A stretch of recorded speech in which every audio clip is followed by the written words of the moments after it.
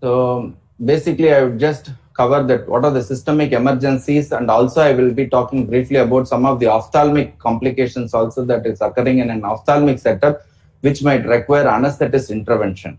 So this is how I'm going to approach my presentation today.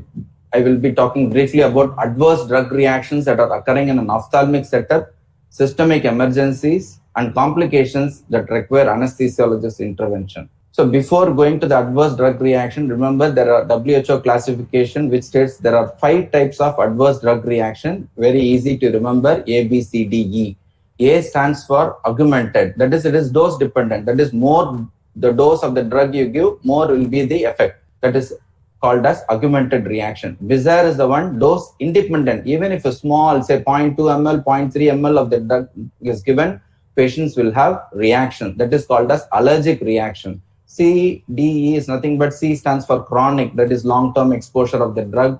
D is delayed effect. E is the withdrawal effect. Now, we will focus mainly on this first two, that is augmented and bizarre. Now, the main reaction which we are worried of is allergic reaction, that is idiosyncratic, they call it as. Now, you remember this augmented reaction. In the later on in my presentation, I will cover this type of reaction also. Okay. So first we will see the allergic reactions importance in an ophthalmic set. The most important place where this allergic reaction can occur is in FFA room. I hope everyone would be aware. So patients can sometimes have the nausea, vomiting, sneezing, itchy skin, rash, itchy throat, palpitation, chest tightness, dizziness, fatigue, and cold sweat. So you should be very careful in while doing this FFA. Then allergic reactions to eye drops can occur in OPD also. These are all some of the literature evidences I just wanted to share. Coming to that, another important area where that allergic reaction can occur in an ophthalmic setup is operation theatre. So here is an interesting paper where there is a 70-year-old woman presented with an acute orbital swelling and optic nerve dysfunction after a peribulbar local anesthetic injection. And in this case also, they found to be allergic to lignocaine. Then lidocaine hypersensitivity following subconjunctival injection has also been reported. This is another very rare and very complicating case that has been reported, where the patient underwent a successful vitrectomy under local anesthesia. Then he later presented with acute onset of proptosis, orbital swelling, extraocular movement restriction. Finally, the patient, though he was treated successfully, 2 months later, the patient developed optic atrophy. Again, adverse reaction to lignocaine was found to be the most probable cause in this case also. Similarly, in oculoplasty also, they have reported immediate reactions to lidocaine. Now, moving on to the next entity, that is allergic reactions to local anesthetic adjuvants, which we are discussing right now, hyaluronidase. Now, on literature review, totally about 40 to 50 publications have been are there, and the incidence they quote is about 0.05 to 0.69%. Here is the overall review of this hyaluronidase allergic reaction, where the patients can have not only the ophthalmic symptoms but also systemic, like patients can have tachycardia, angioedema of the larynx, complete all over itching of the all over the body. So not only that localized reaction but also generalized reaction also can occur. What is the reason why hypersensitivity reaction of late we are coming with hyaluronidase? Why it is used in regional anesthesia? Can't the cases be done without it? So these 3 questions, we'll now see the answers for it. So the hyaluronidase, it is prepared from bovine or a bovine testicular protein enzyme. This animal-derived product is purified through various steps like precipitation, fractionation, and filtration. Finally, the extract, what happened, was found to be sometimes contaminated with proteases, immunoglobulins, and other elements. So it is basically this contamination which increases the capillary permeability, and this is the cause for this IgE-mediated hypersensitivity reaction. Actually, this is a picture taken from our institution. It happened some 3 to 4 months ago. We can very well appreciate the contamination very clearly. So the main point which I wanted to stress to all the post-graduation students and other doctors is that soon after dissolving with the hyaluronidase, the solution should be transparent. It should not be any precipitate or it should not be discolored like this.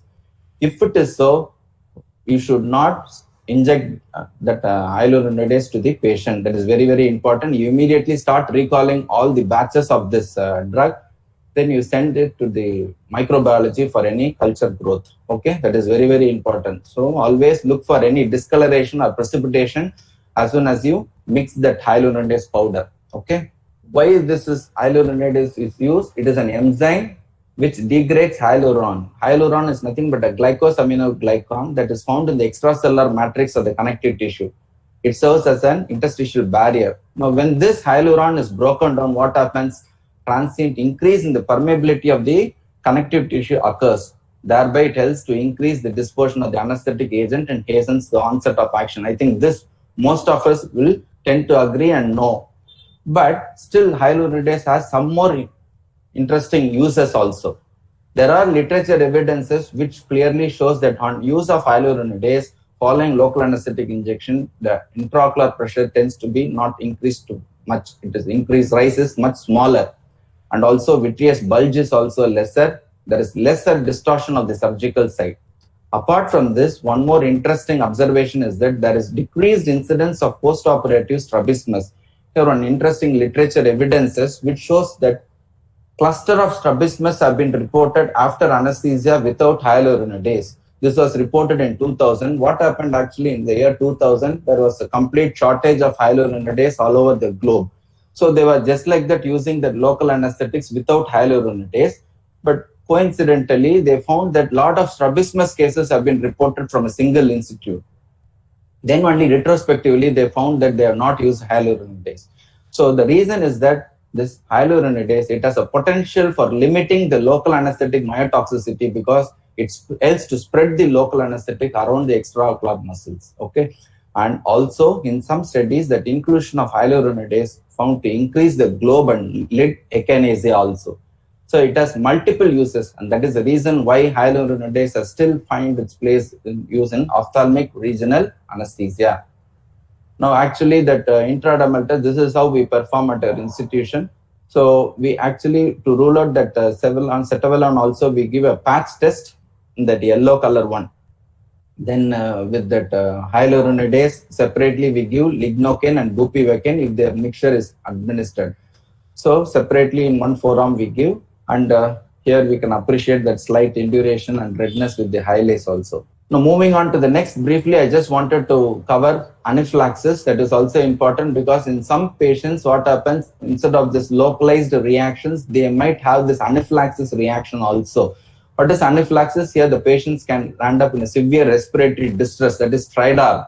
Okay, the patients will not be able to talk clearly, there will be wheezing, dyspnea, increased work of breathing. Suddenly you should diagnose it as a case of an anaphylactic reaction. So what is the drug of choice? Remember, IM epinephrine can be given. In our OT, it is available as 1 milligram per ml, 1:1000. What you should do, take 1 ml, dilute it to 9 cc in a 10 cc syringe and give 3 to 5 cc intramuscularly, preferably in the mid-outer thigh. This is the drug of choice. And it can be repeated every 5 to 10 minutes. Then rest of the things, I think symptomatically you should give, that is oxygen, normal saline can be infused if the blood pressure is reduced, and nebulization, steroids, etc. can be given. Also that antihistamines can be given. So anaphylaxis, I just wanted to mention a word here. Now coming to this preoperative allergic skin test, which we have introduced at our institution recently, that is called ATD, after test dose. That is, if the response is negative, okay, well and good, we will go ahead with the surgery. And here you can very well appreciate that induration and redness in these two pictures also.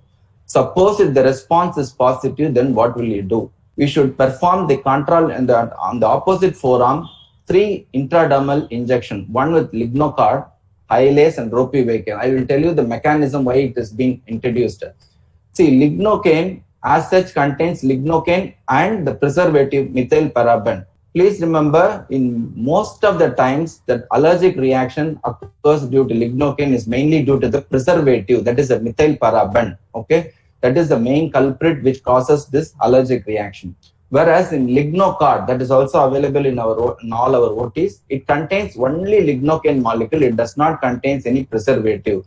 Also the ropivacaine, which we are using nowadays as a local anesthetic, that also does not contain any preservative. Now, if we perform the contralateral forearm, that is lignocard, hyaluronidase separately, if the patient is allergic to only lignocaine, then to this alone, that intradermal test can be positive, whereas with Hyalase and ropivacaine, it will be negative.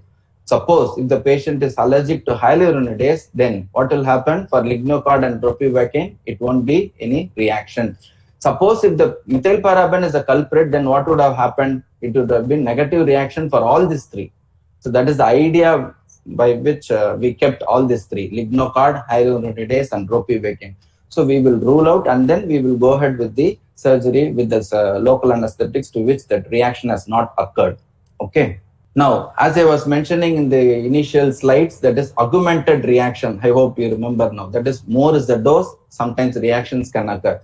Remember, with hyaluronidase also, similarly, there is a type of reaction called augmented reaction. What is this? This is called as hyaluronidase toxicity. There is an interesting article in which that 7 patients presented with periorbital inflammation following peribulbar and subtenon's block with this hyaluronidase. And all this is how they presented. You can very well appreciate some ecchymosis and swelling and bogginess in the eye also. Now, all these 7 cases, they retrospectively they examine what is the result, and all these 7, what happens, they showed negative allergic test. But if we see the dose of the hyaluronidase, they were somewhere around 50, 250, 125 and 75 international units per ml. So what was the diagnosis? Hypersensitivity is ruled out because negative allergic test. Fortunately, they were all responding to steroids. So infection is also ruled out. So the diagnosis was type A augmented reaction due to hyaluronidase overdose. Another article which similarly says that orbital swelling following peribulbar and subtenon's anesthesia. Similarly, the patient had a swelling and they call it as orbital pseudotumor. They call it as a drug-induced orbital inflammation. They call it as orbital pseudotumor. And in this article, one interesting thing which I found was the British National Formulary recommends the dose of hyaluronidase is around used should be 15 international units per ml. Remember the dose. It is very important. Nowhere in the books, even in the drugs literature also, if you search, the dose will not be mentioned. This is the only article which clearly states that British National Formulary recommends a dose of 15 international units per ml. What has happened about this dose? The drug has a ceiling effect. That is, the drug has no advantage at all. It has only disadvantage, and moreover, if you give lesser amount, then economically also it is much more economic wise, it is much cheaper also to the patients also. So based on this, remember at our institution, we are now using roughly around this dose. That is, for anterior segment, we are using hyaluronidase at a dose of 12.5, whereas for vitreoretinal cases, we are using a dose around 18.75 international units per ml. So how to prevent this adverse drug reaction occurring in future? Remember, once if you found that any adverse drug reaction is occurring, immediately it has to be reported as an incident in an adverse drug reaction form. Thorough evaluation should be done. Cause for the reaction must be established, and try to publish it in medical literature. This will create more awareness among the other medical fraternity also. So this is that incident reporting form which we have recently brought at our institution, and this is the adverse drug reaction. So all the post-graduations and fellows, please remember, if there is any adverse drug reaction coming across, you should report immediately to that incident. You should report it as an incident and also fill this adverse drug reaction so that we will tend to analyze what is the cause for it, and you may also even recall the batch, etc., etc. Okay, this is very important. Now, I think brainstem anesthesia, these points I will just skip off. I think, and this is the point which Dr. Chetan wants to clarify. How will you clarify that is CNS and the brainstem anesthesia? See, in brain, that only so Dr. Chetan was asking the question, how will you differentiate between the CNS toxicity and that other brainstem or the vascular brainstem basically? Remember, if it is a brainstem, the signs and symptoms will occur typically 15 to 20 minutes after a regional block. That is what happens many times. You see in brainstem anesthesia, the block would have been performed at the preoperative area. The patient would have wheeled inside the operation theater. The sisters will be scrubbing. Then they will clean the eye. The moment they put the draping, this is what the 15th to 20th minute time gap, the patient will clearly say, he will say. That is, he is not feeling well. He will say, my whole body is feeling warm. That is, vadambala anala irukku, they will say. Okay. So, and they will say difficulty in breathing also and slurring of speech. The moment you get this, you should think of this brainstem anesthesia. Whereas with this toxicity, that reactions will occur immediately. Okay, it will occur immediately, but depending upon the local anesthetics, it can be either central nervous system toxicity or the cardiovascular system toxicity.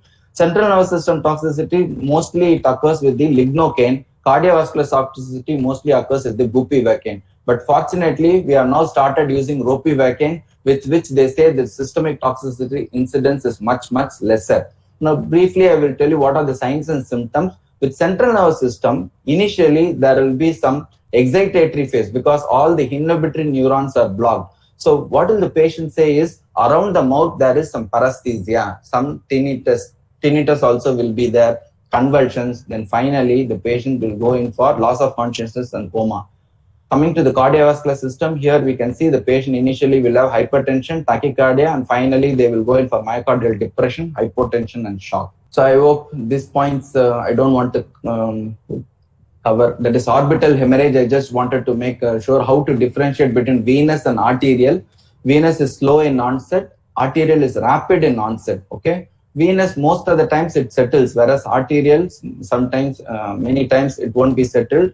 It might require mannitol, IV, and paracentesis, and sometimes lateral campectomy also. So you should know how to differentiate between venous and this is a quite scary picture to see.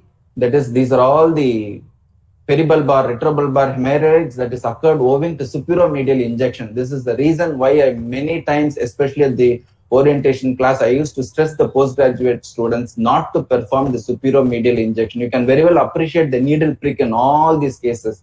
And this is the photograph which I collected from one of the post-graduation students. This steel disposable needle, it has a very sharp tip actually. So it can easily penetrate the vessels and see that the amount of that blood that has been collected is on slightest aspiration.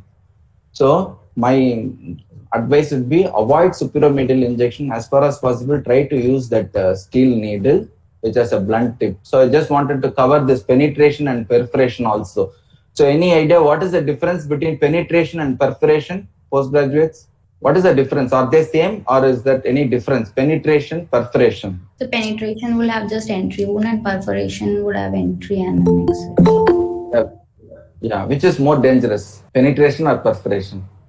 Perforation. What happened? Sorry, penetration. Penetration because perforation is that out and out, that entry and exit will be there. Okay, so local anesthetic still will be going into the intraorbital space only. Whereas in the penetration, what will happen, that local anesthetics will be injected intraocularly. Remember, even with 0.2 to 0.3 ml itself, they say that IOP can raise up to 200 millimeters of mercury and the cornea will pop off. That is called as ocular explosion. Okay, so penetration is more dangerous. That can happen especially with the 26 gauge needle. Okay, so remember the signs and symptoms for perforation and penetration. Patient will complain of atypical intense ocular pain, sudden loss of vision, and hypotonus. Remember, about 50% of the patients you will not able to find out any signs and symptoms at all. Later on only you will be able to see some defect is there. Okay, penetration and perforation. So I think these risk factors, I think many would be knowing. One important point which I just wanted to mention here is repeated injection. Many times I used to see that post-graduation of beginners, they keep on repeating still that echinacea comes, they keep on, we should wait for the local anesthetics to act. Multiple times this is a prick, more is the complications can occur. So always you should be patient enough to wait and see whether the echinacea has occurred or not. Okay, so this is also I'm skipping. Now, the last session, that is what are the other complications or emergencies that require anesthesiologist intervention. Many times, this is the most important reason why the anesthetist intervention will be called. I don't know how many of the surgeons or doctors are aware of this frame that are available at our institution.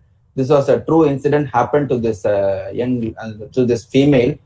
What happened was that following drapings and everything, suddenly the patient wanted to say that I'm not going to sit and I'm not going to lie down flat, I'm going to sit up.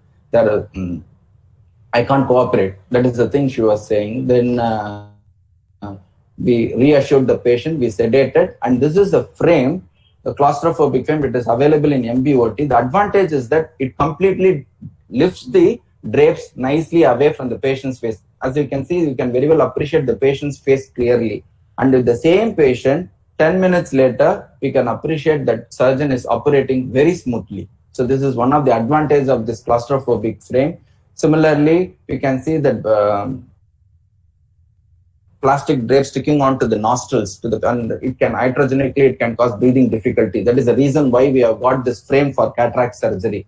And I don't know how many of you are aware of this names for this frame for vitreoretinal surgery. Daily used to call Kambi Edunga, Kambi Edunga. So what is this Kambi? I will tell you. So the first picture, this is called as horizontal and vertical rod, and this is called as a vitrectomy hand rest. So from tomorrow onwards, don't just say that Kambi Edunga. You should mention it as vitrectomy hand rest. It is an hollow U-shaped tube. And this is the nasal arch, which nicely forms an oxygen canopy, they say. So it lifts the drapes nicely, okay? Nasal arch. This is how final. What is the importance of this? It forms the drapes forms a nice gutter and the irrigation fluid gets collected. And this is the long back publication that is made by our chief, Dr. Badrinath and Ayan Sundararajan, who are the innovator for this frame, that was published in the year 1997. It is available in this library also. You can go through this.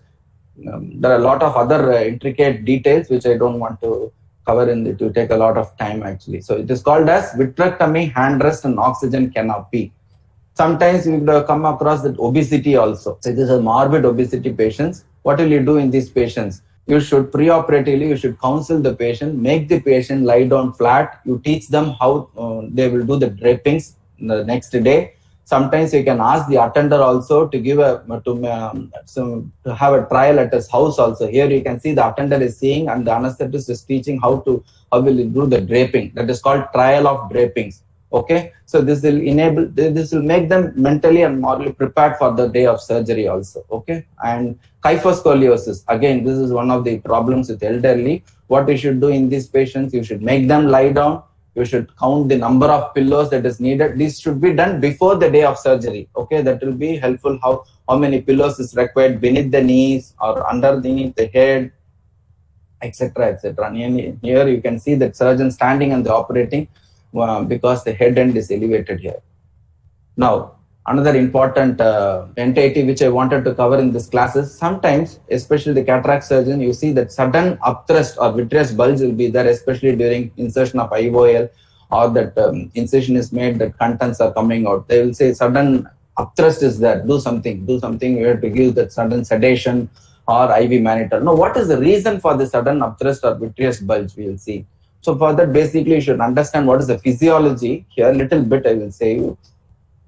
The pressure, that is aqueous venous pressure, they say it is about 15 millimeters of mercury, whereas outside the globe, that is episcleral venous pressure is 10 millimeters of mercury. So it is this pressure gradients which drains the choroidal venous plexus. If for any matter, episcleral venous pressure increases above 15 millimeters of mercury, say due to central venous return obstruction, what will happen? The blood begins to pool inside the eye, and this is the reason why for the sudden upthrust or bulge occurring, choroidal venous plexus dilates. So what is that clinically? What are some of the factors which can cause the central venous return obstruction? Pain, inadequate lid block, too much of tension inside the eye. That is too much of local anesthetics you have injected. There is no space at all to put the speculum also. Okay. So in those cases, you will adequate digital massage, fullness of the bladder, again straining, cough, vomiting, retching, head down position, lie down for a prolonged period, straining.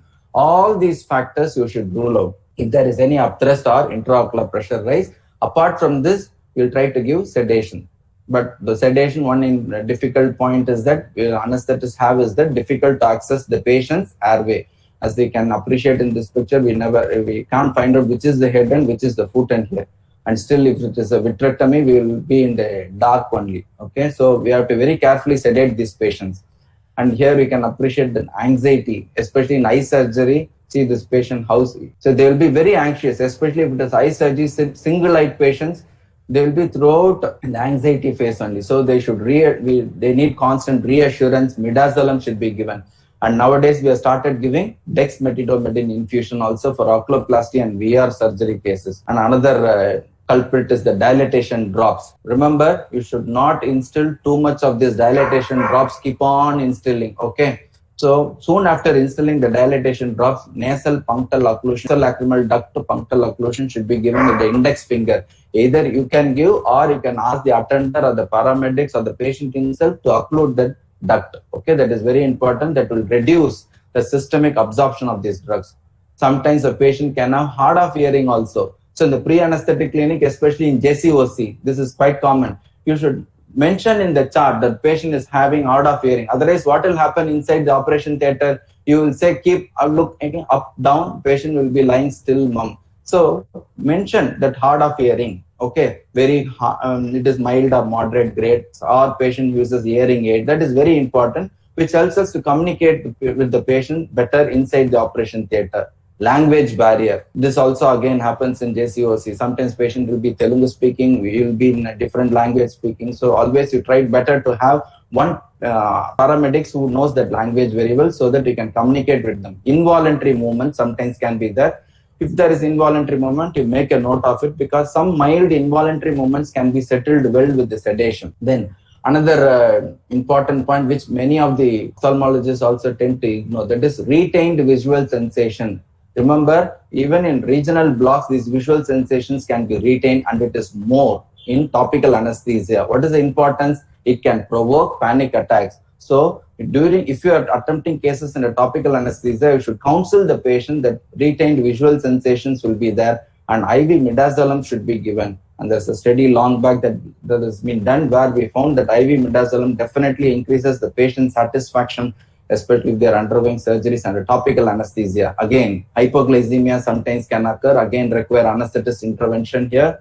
Patient can be emotionally disturbed. As I was mentioning, young females, single items, suddenly they can become uncooperative and functional. Okay, so again, anesthetist intervention will be required here. Another important thing. So if the patient is in the local anesthesia, don't just try to say that blood pressure is high, bleeding inside the eye. This has happened really to one patient where long back when there's a vitreoretinal surgery going on. So what happened at the end of surgery, 3 to 4 hours, patient was lying very calm. But at the end of surgery, what happened? There is some conjunctival ooze was there. So naturally, the paramedics was telling, since the blood pressure was high, that this is how oozing was happened. But coincidentally, at that time, what happened? The patient had some redness seen in the eye. So what happened? Patient suddenly started a panic attack. This retrospectively, I got it from the patient suddenly. So don't whisper the words like high blood pressure, bleeding inside there. That is very, very important. Okay. So to summarize, these are all the various reasons or causes for the anesthetist intervention. Okay. Anxiety, claustrophobic, breathing difficulty, bladder fullness, hard of hearing, language barrier, obesity, joint problems, pain, dilatation drops, anesthetist with the nervousness, restlessness, titubation, visual sensations retained, glucose level decreased, emotionally upset, whispering alarming words. Interestingly, if you align all these factors, what is that you come to see? See here, almost from A to W. So if you know all these factors, then any surgeon X, Y, or Z can manage these difficult patients without any difficulty. Okay. Last but not the least, remember, it's a team effort. Both surgeon and anesthetist should work closely as a team. One should render a helping hand to enable these patients to undergo surgery in an uneventful and pleasant manner. That is very important. Thank you all. And for those who are interested, can go through this book also. Thanks. Yeah, thank you, Jaichandran. It was very exhaustive, and I hope people paid attention to your talk and not sleep. Not anesthetized. I hope they were not anesthetized. So, any other doubts? So Dr. VVJ, Jayaprakash asked that why not use Lidocard instead of the preservative? Lidocaine.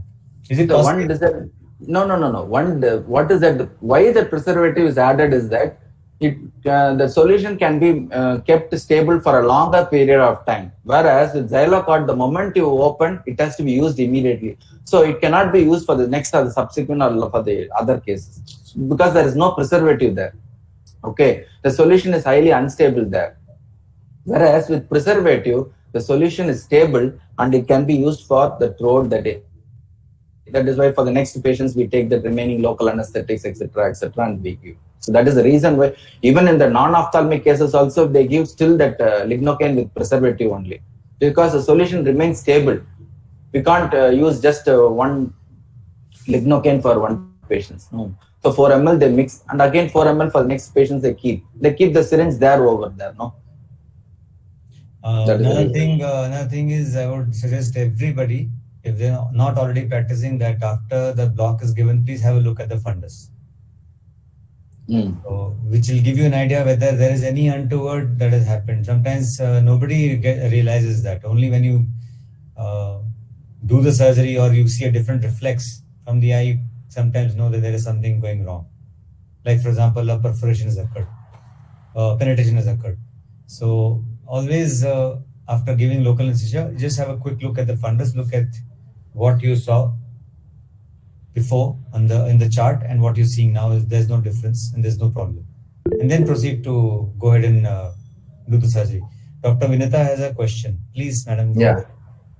Yeah, I just wanted a tip from you as to we are many times in VR surgery after the second post-op day or even fourth post-op day, we get this lid edema, we get even this chemosis which is prolapsed chemosis. Many a times we do tend to tell that you are maintaining prone position. This goes to show that you are maintaining prone properly. So contralateral, I can understand, we can think of Hyalase, but the same eye has lid edema, or fourth day, fifth day, sometimes we do see chemosis for which we write chimeral fort and all. Do we need to suspect lignocaine, meaning Hyalase toxicity in these cases? Because many a times we tend to think it is the prone position, and this patient has or maybe uneventful belt buckling may be there. So we tend to think that. So when do we think Hyalase could play a part? See, I think from the first 2 days, 3 days, the patient would have taken some painkiller or something like that. Maybe the anti-inflammatory effect wears off, that swelling can occur. One, too much of inflammation, handling of tissues.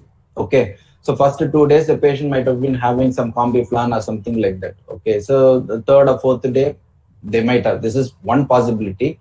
But if you think that the swelling is significant and in the same operated eye, then definitely this N80 has to be ruled out. Hyalase, hyaluronidase. Okay. Because till if what it is day what day? No, because that is what. See, 4 to 5 days. I will tell. So this Hyalase hypersensitivity can occur during surgery. From 1 day to 7 days they have reported. Even 7th day also they have reported. Okay. So up to 7 days they say. That is called delayed hypersensitivity. Suspect, what would you do? Would you call them and do a test or something? Yeah, you can. Yeah, many of the surgeons right now, they are sending to the patients to me actually. It's the 3rd or 4th day. In fact, Chetan, Dr. Pradeep has also sent some few patients. We used to do this intradermal test. There is no harm in doing it, no ruling out, because the subsequent reactions can be worse than the first one. Okay, we never know. The first reactions can be milder. Second time, it can occur early also, or on the table also it can occur. Okay. So you see that swelling is definitely significant. In spite of that anti-inflammatory, this patient is having that swelling. Definitely something wrong. We should rule out this Hyalase N80. Okay. Many a time we don't give combiflan. We do give only crocin. No, crocin. I do understand. Yeah. So if the swelling is significant, no doubt you should rule out this N80. Thank you. Thank you very much. Oh, thank you. So if okay, there is a question. I was going to close the session anyway. No problem. VJP, please. Just to clarify, this allergy can be unilateral also, no, sir? It need not be always. Yeah, need not be contralateral. But contralateral is a more pathognomic, they say. Unilateral is, as Dr. Vinita was telling, no, it can be due to that inflammatory swelling also. We never know, no? So if it is contralateral, then facial puffiness and earlobe swelling, no doubt it is going to be an allergic reaction. If it is unilateral and swelling is significant, this can be one possibility. So thanks, Jay, for a very exhaustive workup on allergy, as well as also covering other aspects of local anesthesia. Thank you. Yeah, so we should have this exercise once a year so that people are reminded about the potential complications. Thanks a lot. Thank you. Thanks a lot for all the Thank you, Dr. Chetan, for giving me this opportunity. Yeah. Thank you. Bye. Bye. Bye. Sir. Bye. Bye.